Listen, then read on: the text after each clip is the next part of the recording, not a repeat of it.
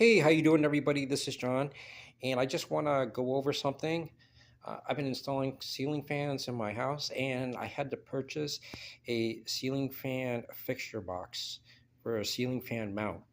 So I purchased one at Home Depot, commercial electric, and I just wanted to go over some of the parts that I took out from the box. First of all, you are going to need some tools. You're going to need a screwdriver, okay, and also make sure that you keep your receipt, okay, because if it doesn't work, you have the receipt to give it back. You are going to come across a manual comes in both Spanish, Espanol, and in English, and you'll have the box right there. You have the mount, okay, and you have the brackets, which are adjustable. You have the inside for you can put for the wires, okay.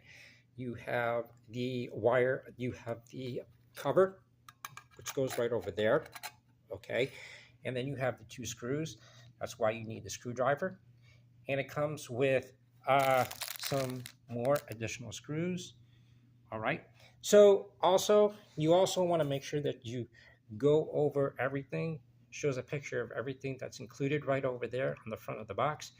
So you want to make sure that you have everything before you start installing this. It's pretty easy, okay? And you just make sure that you got the right ceiling fan mount. Now again, you see my previous videos on my YouTube channel for both the 42-inch mainstay ceiling fan and the 52-inch ceiling fan. If your ceiling fan starts to wobble, you probably need to purchase one of these, okay, in order to steady it. This was relatively cheap. It's only like around $12. And again, if you don't need it, you can also return it.